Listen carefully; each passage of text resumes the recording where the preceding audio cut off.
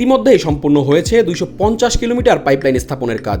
সব ঠিক থাকলে আগামী মার্চেই এই লাইন দিয়ে চট্টগ্রাম থেকে ঢাকায় আসবে জ্বালানি তেল। এতে সাশ্রয় হবে প্রায় 236 কোটি টাকা। আর এর মাধ্যমে জ্বালানি পরিবহনে নতুন মাইল ফলক স্পর্শ করবে লাল সবুজের বাংলাদেশ।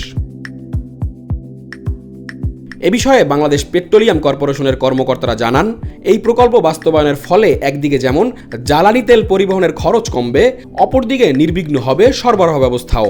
বিপিসি সূত্রে আরও জানা যায়, দেশে বছরে জ্বালানি তেলের গড় চাহিদা 67 লাখ টন, যার মধ্যে 75% ডিজেল।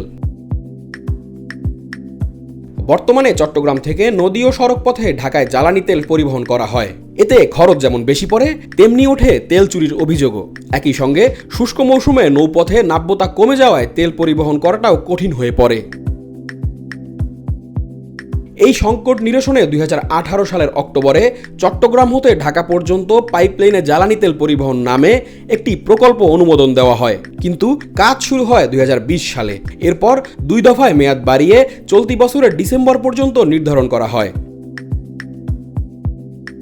শুরুতে এই প্রকল্পের ব্যয় ধরা হয় 2,861 কোটি 31 লাখ টাকা, পরে তা বেড়ে দাঁড়িয়েছে প্রায় 3,699 কোটি টাকায়।